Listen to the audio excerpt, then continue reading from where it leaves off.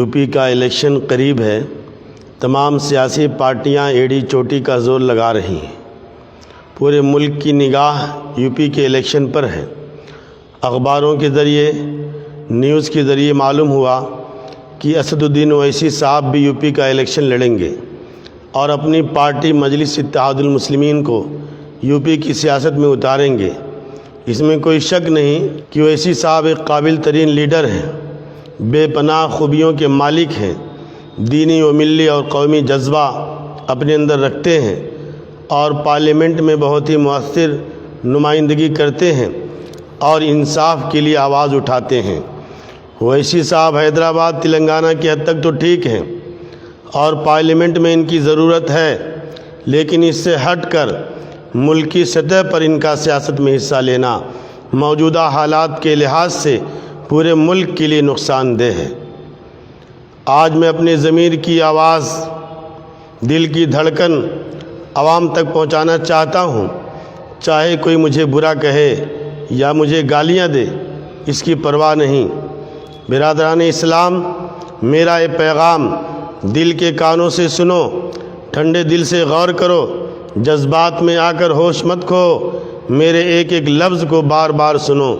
मेरा ये दावा है कि अगर यूपी के इलेक्शन में असदुद्दीन ओवैसी साहब हिस्सा लेंगे तो बीजेपी की जीत यकीनी है।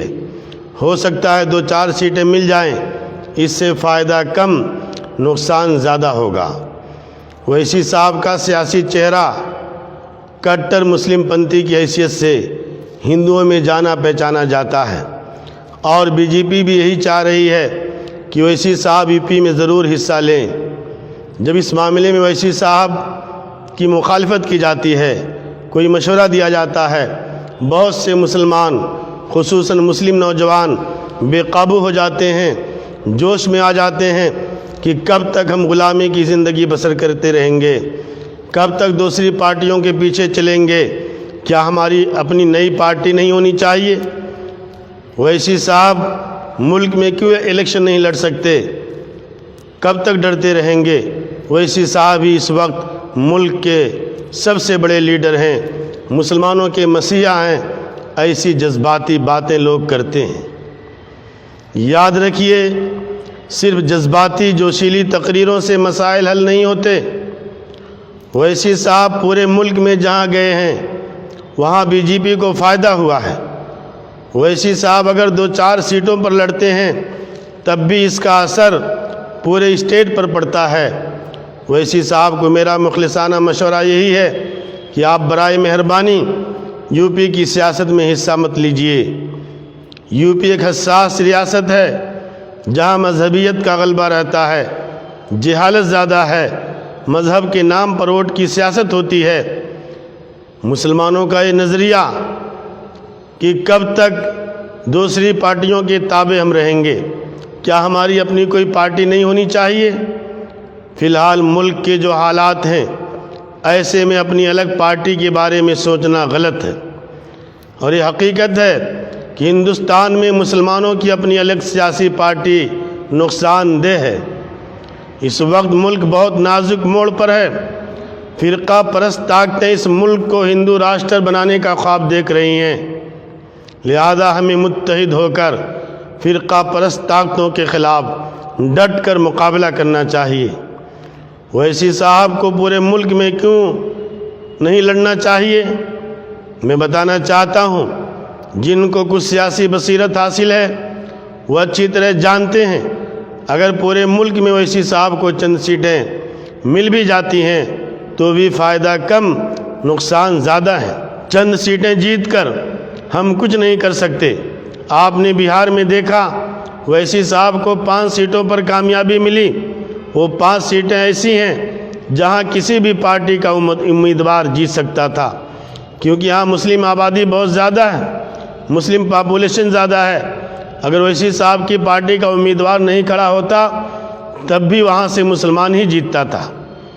लेकिन इसका नुकसान कितना बड़ा हुआ कि बीजेपी को बिहार में बहुत बड़ी कामयाबी मिली। ये ओवैसी साहब की बदौलत है।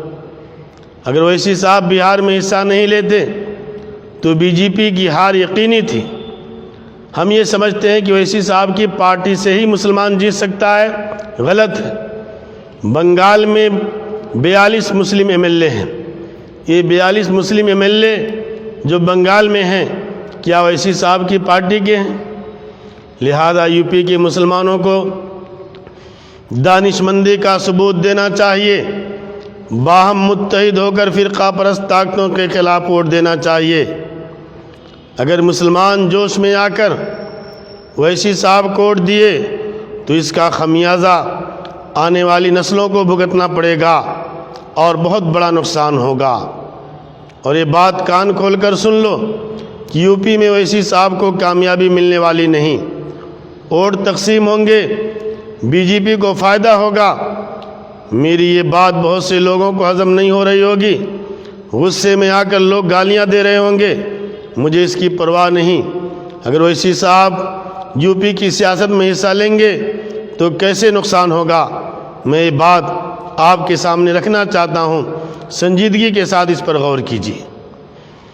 جب اویسی صاحب کے جلسے ہوں گے، مسلمانوں کی خوب بھیڑ جمع ہوگی، فلک شگاف نعرے لگیں گے، نعرے تکبیر کی صدائیں بلند ہوں گی، جلسے میں شیر آیا کا شور ہوگا، پورے مجمع میں مسلمان داڑھی ٹوپی کرتا پاجامہ کے ساتھ نظر آئیں گے، صرف مسلمانوں کی بھیڑ ہوگی اور اویسی صاحب کی جذباتی و جوشیلی تقریریں ہوں گی۔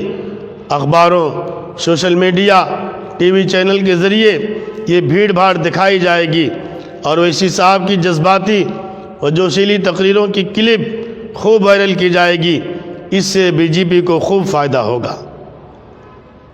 اویسی صاحب بھیڑ بھاڑ دیکھ کر خوش ہو جائیں گے، اس میں شک نہیں کہ اویسی صاحب کا چہرہ انٹرنیشنل لیڈر کے طور پر ابھر کر سامنے آئے گا، اور جو امیدوار کھڑے ہوں گے وہ بھی 5,000 ووٹ لے کر اپنے علاقے کے لیڈر بن جائیں گے، اس سے زیادہ کچھ ملنے والا نہیں۔ لہذا اویسی صاحب کا یو پی میں سیاسی داخلہ بالکل مناسب نہیں ہے۔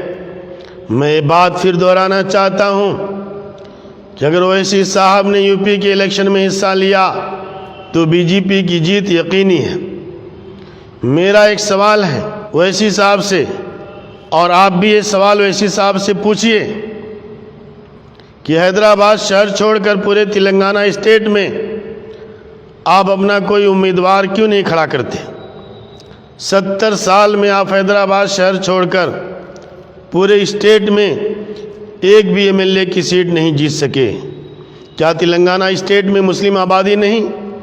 نظام آباد، کریم نگر، جگتیال، عادل آباد، نرمل، ورنگل، محبوب نگر، ظہیر آباد، وقار آباد، میدک، ان مقامات پر مسلمانوں کی کافی تعداد موجود ہے۔ آپ اپنے اسٹیٹ میں حیدرآباد چھوڑ کر ایک سیٹ جیت کر دکھائیے۔ جب آپ اپنے اسٹیٹ میں ایک سیٹ نہیں جیت سکتے تو دوسری ریاستوں میں جا کر غیر ضروری ماحول کو کیوں خراب کرتے ہیں؟ لہذا وقت کا تقاضا ہے کہ مسلمان سنجیدگی کے ساتھ اس پر غور کریں۔ میرے دل کی آواز تھی جو میں نے کہہ دی۔ اگر آپ بھی میری ان باتوں سے اتفاق رکھتے ہیں تو آپ بھی حق کی آواز بلند کیجئے۔ میں ان اکابر علماء سے گزارش کرتا ہوں کہ آپ بھی آواز اٹھائیں جو ہمارے ملک کے بڑے علماء کرام ہیں، بڑی تنظیمیں ہیں، وہ بھی اس مسئلے کو سمجھیں، اس مسئلے پر غور کریں، اس لیے کہ یو پی کا الیکشن بہت ہی اہمیت کا حامل ہے۔ اس کا اثر ملک کی سیاست پر پڑتا ہے، خاص طور سے آنے والا جو لوک سبھا کا الیکشن 2024 کا ہے، یو پی کی سیاست کا اثر اس پر پڑے گا۔